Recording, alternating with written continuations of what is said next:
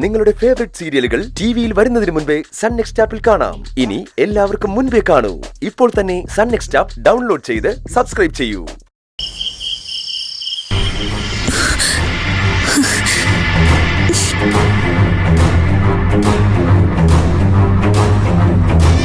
ഇന്ദ്രജ, വേണ്ട മമ്മി. ഞാൻ അവളോട് മാപ്പ് പറയുമ്പോ മമ്മി അവിടെ ഉണ്ടായിരുന്നു. അവന്റെ മുറിയിലിരുന്ന മദ്യക്കുപ്പിയോട് മാറ്റുന്നത് എന്റെ ഇഷ്ടപ്രകാരം അല്ല, മമ്മി പറഞ്ഞിട്ടായിരുന്നു.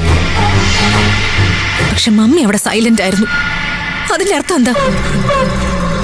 ഒറ്റപ്പെട്ട എനിക്കാരും കൂട്ടുണ്ടാവില്ലെന്നല്ലേ? അങ്ങനെ ഒരു സിറ്റുവേഷനിൽ ഞാൻ ബഹളം വെച്ചാ അവർക്കത് മനസ്സിലാവില്ലേ? ഞാൻ പറഞ്ഞിട്ടാണ് ഇതൊക്കെ ചെയ്തതെന്ന്. ഇപ്പൊ മനസ്സിലായല്ലോ. ചെയ്തത് ഞാനാണെങ്കിലും ഇതിന് പിന്നിൽ ആരാണെന്ന് സൂര്യക്കറിയാം. ഞാൻ എല്ലാം അവസാനിപ്പിച്ചു. ഇനി എന്നെ ഒന്നിനും ആരും വിളിക്കണ്ട. ഞാൻ മിണ്ടാതെ നിന്നാലും നിനക്ക് വിഷമുണ്ടെന്ന് എനിക്കറിയാം. പക്ഷെ നിന്റെ നാണക്കേട് എന്റെ നെറിയിൽ തന്നെയാ വീണിരിക്കുന്നത്. അതിനും പകരം ചോദിക്കാനും എനിക്കറിയാം. മമ്മി ഇനി എന്ത് ചെയ്യുമെന്നാ? ചെയ്യുന്നതൊക്കെ മല ഇടിഞ്ഞ് താഴെ വീഴുന്നത് പോലെ വീഴുന്നത് കണ്ടില്ലേ? നമുക്കൊക്കെ ഇനി ഒരു ഒറ്റ വഴിയേ ഉള്ളൂ. അത് രാവിലെ എഴുന്നേൽക്കുക, നന്ദിനിയുടെ വാതിലിന്റെ മുന്നിൽ ചെന്ന് ഓച്ചണിച്ച് നിൽക്കുക. അവളുടെ മനസ്സിൽ നല്ല പേര് വാങ്ങിച്ച എന്തെങ്കിലും കഴിക്കാം, എവിടെയെങ്കിലും കിടന്നുറങ്ങാം. ഞങ്ങളുടെ മാത്രമല്ല, മമ്മിയുടെ ഗതിയും അത് തന്നെ ആയിരിക്കും. സംഭവിച്ച കാര്യങ്ങളിലൊക്കെ നിങ്ങൾ തോൽവി കണ്ടെത്തുമ്പോ അതിൽ ജയിക്കാനുള്ള ചവിട്ടുപടി ഉണ്ടോന്നാ ഞാൻ നോക്കുന്നേ. കാറിന്റെ ചാവി എടുത്ത് നമ്മൾ മാറ്റിവെച്ചു. അപ്പോ ആദ്യമായിട്ട് നന്ദിനിയുടെ നേരെ അവന്റെ സ്വരം ഉയർന്നു. മദ്യം മാറ്റിവെച്ചപ്പോ കൊല്ലാനുള്ള ദേഷ്യത്തോടെ അവൻ അവളോട് പെരുമാറി. അപ്പോ അതിനേക്കാൾ പ്രിയപ്പെട്ടത് അവന് നഷ്ടപ്പെട്ടാലോ? നാവ് ഉയർത്തുന്നതിന് പകരം അവൻ കൈ ഉയർത്തും. ചിലപ്പോ കൊല്ലും അവളെ.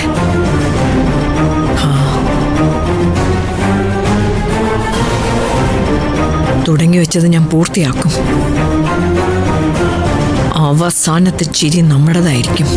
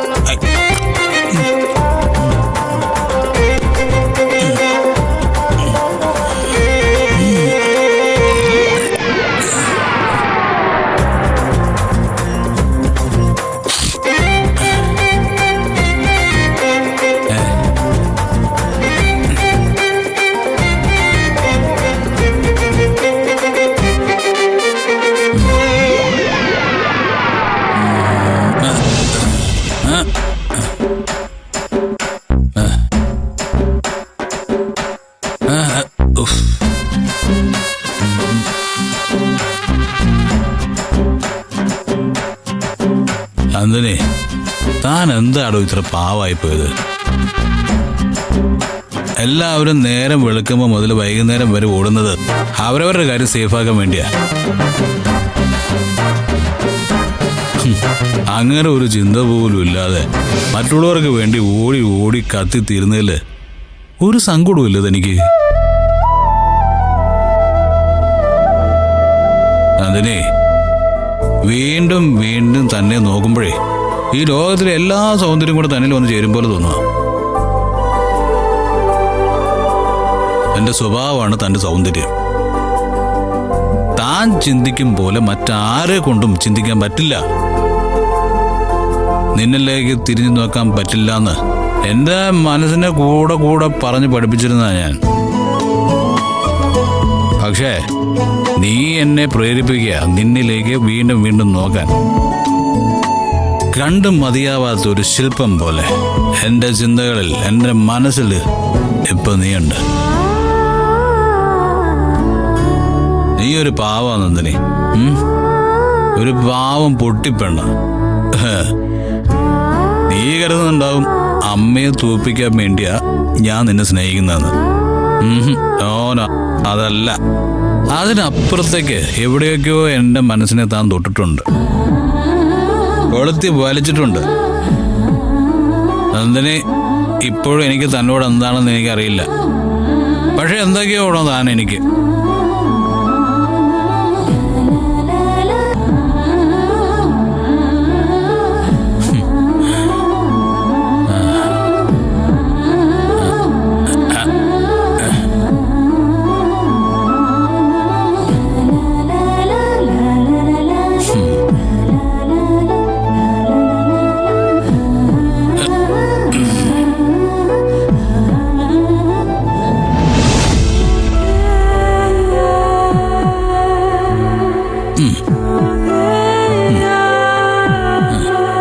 ഉറങ്ങിക്കോ, നന്നായിട്ട് ഉറങ്ങി.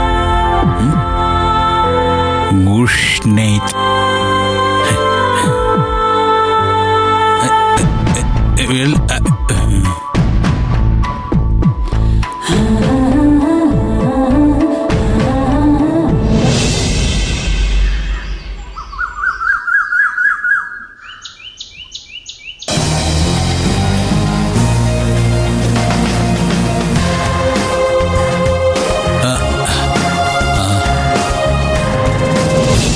ആനന്ദ്, ആ ഇല്ലില്ല, അച്ഛൻ എൻ്റെ അടുത്തുണ്ട്. ഈ ഹാപ്പി ന്യൂസ് താൻ തന്നെ അച്ഛൻ്റെ അടുത്ത് പറ, ഞാൻ സ്പീക്കറില്ല. അച്ഛാ, ഓഫീസിൽ നിന്ന് ആനന്ദിന് ഒരു സർപ്രൈസ് ന്യൂസ് പറയാനുണ്ട്, ഒന്ന് കേട്ടു നോക്ക്. ഹലോ ആനന്ദ് സർ, നമ്മുടെ ഓഡിറ്റിംഗ് റിപ്പോർട്ട് വന്നു. നമ്മുടെ കമ്പനിയുടെ ഇന്നോളമുള്ള ചരിത്രത്തിൽ ഏറ്റവും കൂടുതൽ ലാഭം നേടിയിരിക്കുന്നത് കഴിഞ്ഞ മാസമാണ് sir.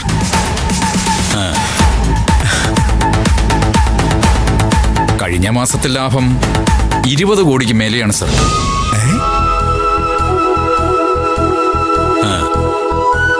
It's a great news. സ്റ്റാഫിനെയും തൊഴിലാളികളെയും എല്ലാം കൺഗ്രാറ്റ്സ് അറിയിച്ചോളൂ Anand. Okay sir, thank you. Anand വെക്കല്ലേ.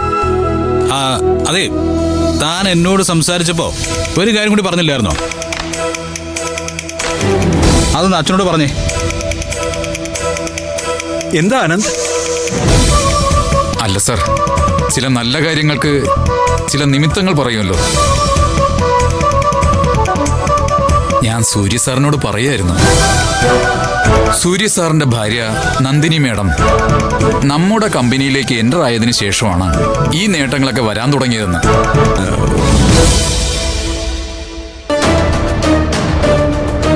Okay Anand, thank U.